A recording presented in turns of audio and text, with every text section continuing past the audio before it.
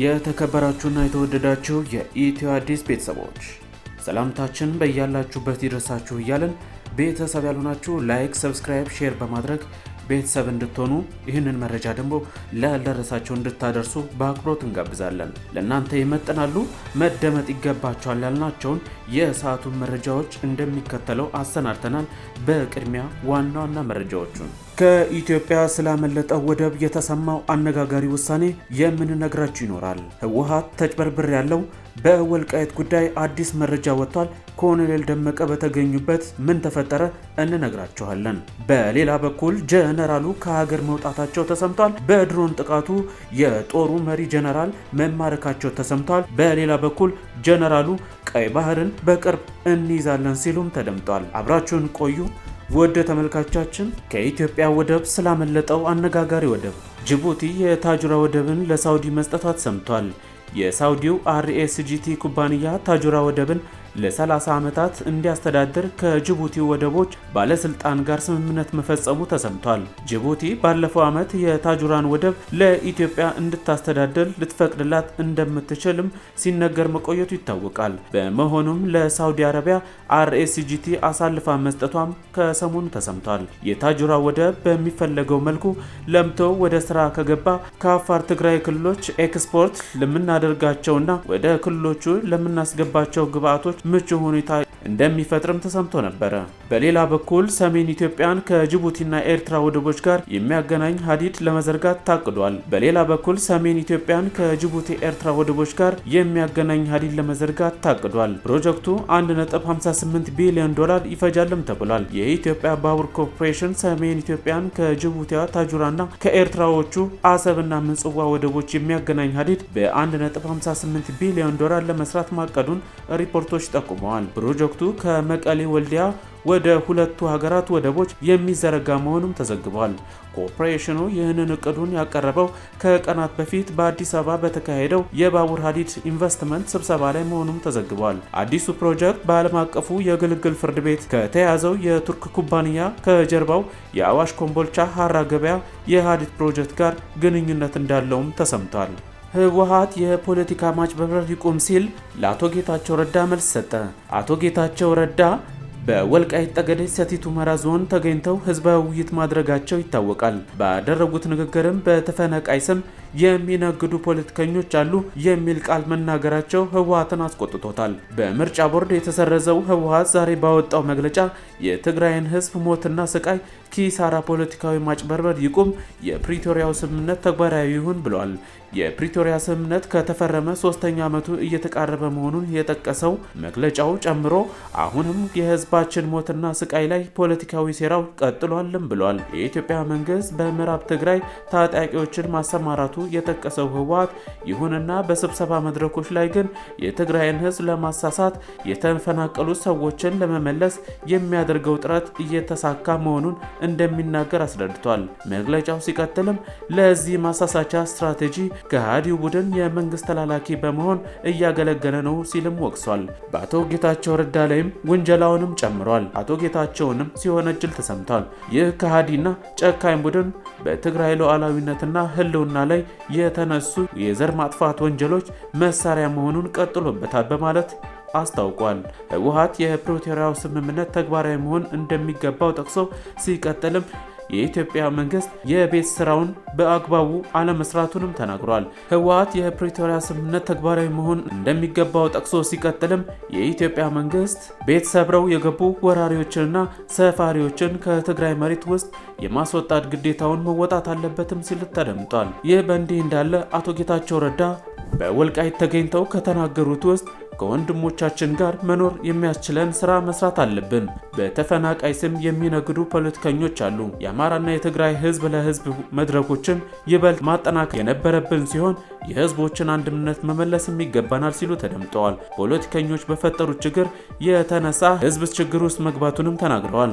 በሌላ በኩል በማይካድራ የተፈጸመው ግድያ ዙሪያ ወንጀለኞች መጠየቅ አለባቸው ማለታቸውም ተሰምቷል። ከዚህ የተፈናቀሉ ንጹሃን ወደ ነበሩበት ቦታ መመለስ አለባቸው። የወልቃይት ጠገዴ ተወላጆችም የሱዳንና በሌሎች ሀገራት ተሰደው ይኖራሉ። ስለዚህም ርስታቸው መመለስ አለባቸው። እኔ የማምነው የህዝብን ስሜት በማዳመጥ መስራት አለብን ብዬ ነው ሲሉ ተደምጧል። ፖለቲከኞች በሚፈጥሩት ችግር ሳቢያ ህዝብ ለህዝብ ችግር ውስጥ መግባቱንም አክለው ተናግረዋል። የኤርትራ ጦር ዋና አዛዥ የሆኑት ጀነራል ፊሊጶስ ከኤርትራ ለሕክምና በሚል ከወጡ ሳምንት እንዳለፋቸው ተሰምቷል። ጀነራል ፊሊጶስ ከኤርትራ በሕክምና ስም የወጡ ሲሆን ጀነራል ፊሊጶስ ከኤርትራ በሕክምና ስም ይወጡ እንጂ ከሀገራቸው እንዲወጡ ያደረጋቸው ግን ከፕሬዝዳንት ኢሳያስ አፈወርቂ ጋር የተፈጠረው አለመግባባት ተከትሎ ለደህንነታቸው ሲሉ እንደወጡም ተደምጧል። ከፕሬዝዳንቱ ጋር ልዩነት ውስጥ ያስገባቸውን ነገር ለጊዜው እንዳልታወቀ የተለያዩ ምንጮች ይናገራሉ። በሌላ በኩል የኢትዮጵያ ፊልድ ማርሻል ብርሃኑ ጁላ በቦሌም በባሌም ኢትዮጵያ የባህር በር ባለቤት ትሆናለች ሲሉ ተደምጧል። ከ10 ዓመት በኋላ የኢትዮጵያ ህዝብ ብዛት 200 ሚሊዮን ሊደርስ ይችላል። 200 ሚሊዮን ህዝብ በ2 ሚሊዮን ህዝብ መታፈን የለበትም። ሀገራችን የተፈጥሮ ሀብቷን እንዳትጠቀም በውስጣዊ ግጭት እንድትንኮታኮትና ለዘመናት ድህነት ውስጥ እንድትቀር ተደርጓል። ታሪካዊ ጠላቶቻችን የሰሩት ሴራ በጀግናው ሰራዊታችን ጀግንነት በመላ ህዝባችን ድጋፍና መሪዎቻችን በሰላም አመራር ሰጭነት በመበጣጠስ ወደ ሰላምና ልማት እንሻገራለን ሲሉም ተደምጧል። በሌላ በኩል በቅርቡ የኤርትራ መንግስት በጀነራል አብዱል ፈታህ አልቡርሃን ለሚመራው የሱዳን ጦር የአየር ክልልና የአየር ማረፊያ እንደሚፈቅድ መናገሩ ይታወሳል። ኤርትራ የሱዳን ጦርነት ከጀመረ ጊዜ ጀምሮ የሱዳን ጦርን ስታግዝ መቆየቷ ይነገራል። በተመሳሳይ ግብጽ የሱዳን ጦርን ከሚደግፉ ሀገሮች አንዷ መሆኗ የሚነገር ሲሆን የላከቻቸው የእግረኛ ሰራዊት አባላት ጭምር በሱዳን ፈጥኖ ደራሽ ኃይል ተማረኩ መባሉ በጦርነቱ መጀመሪያ ወቅቶች ትኩረት የሳበ ዜና ሆኗል። ይህንን መነሻ በማድረግ የሱዳን ፈጥኖ ደራሽ ሰራዊት መሪ ጀነራል ሄምቲ ከሰሞኑን ያስተላለፉት ማሳሰቢያ በቀጥታ ለኤርትራ መንግስት አለፍ ሲልም ለግብጽ የታለመ እንደሆኑም ተሰምቷል። የኤርትራ መንግስት በቅርብ ጊዜ በኢትዮጵያ መንግስትም ቢሆን ተደጋጋሚ ክስና ወቀሳ እየቀረበበት ነው የሚገኘው። ኤርትራ የቀጠናው ሰላምና መረጋጋት አደፍራሽ እንዲሁም ልክ እንደ ትሮይ ፈረስ በአፍሪካ ቀንድ የራሳቸው ፍላጎት ያላቸው የውጭ ኃይሎች የሚጋልቧት ሀገር ሆናለች በሚል ስትከሰስ ቆይታለች። የኢትዮጵያ መንግስት እስከ ተመድ ዋና ጽህፈት ቤት እንደደረሰው በቅርቡ በላከው የክስ ደብዳቤ ይፋ ሆኗል። በዚህ መነሻም የኢትዮጵያ መንግስት ራሱን ጨምሮ ሌሎች የቀጠናው ኃይሎች ከሚከሱት የኤርትራ መንግስት ጋር ወደ ጦርነት ሊገባ ይችላል የሚል ስጋት እንዳለም ብዙዎች ይናገራሉ። ለቀጠናው በአንድ ወይ በሌላ መንገድ ስጋት ሆናለች ከምትባለው ከኤርትራ ጋር በአሁኑ ወቅት የኢትዮጵያ መንግስት ወደ ጦርነት ሊገባ ይችላል የሚል ግምት እንደተሰጠም የተለያዩ ምንጮች ይናገራሉ። ከዚህ ጎን ለጎን ደግሞ የሱዳን ፈጥኖ ደራሽ ኃይል ከኤርትራ ጋር ወደ ግጭት እንዳመራ እየተዘገበ ይገኛል። በተመሳሳይ የቀይ ባህር አፋር ዲሞክራሲያዊ ድርጅት ከኤርትራ ጋር ጦርነት ውስጥ ይገባል የሚል ስጋት አይሏል። ይህ ሁሉ የስጋት ደመና ባለበት ጦርነቱ የመጀመር እድል ካገኘ የተወሳሰበ ቀውስ ይዞ ሊመጣ እንደሚችልም ይሰጋል። ስለዚሁ የስጋት ሁኔታ ማብራሪያ የተጠየቁት የአፋር ህዝብ ለፍትህና ዲሞክራሲ ፓርቲ ሊቀመንበር አቶ መሐመድ ዳውድ በወቅቱ በአፋር ክልልና በዙሪያ ባለው ቀጠና የሚታየው የጦርነት ስጋት አሳሳቢ መሆኑን ጠቁመዋል። የአፋር ክልልን ብቻ ሳይሆን ኢትዮጵያንም ሆነ መላው ቀጠናውን ሊያቃውስ ይችላል ሲሉም ተደምጧል። ጦርነቱ በማንኛውም አጋጣሚ የመፈንዳት እድል አለውም ሲሉ ተደምጧል። እኛ ሰላማዊ ፖለቲካን የምንደግፍና በሰላማዊ መንገድ የምንንቀሳቀስ ቢሆንም ነገር ግን የኤርትራ አፋሮች የሚያደርጉትን የመብት እንቅስቃሴ ሙሉ በሙሉ እንደግፋለን። የሚሻለው መብታቸውን በሰላማዊ መንገድ ቢያስከብሩ ነው ሲሉም ተደምጧል። ይህ ካልሆነ ግን ራሱ የሻዕቢያ መንግስት በመረጠው የጉልበት መንገድ መብታቸውን በኃይል ቢያስከብሩም እኛ ለጉልበተኛም ጉልበት አለው ነው የምንለው ሲሉ ተደምጠዋል።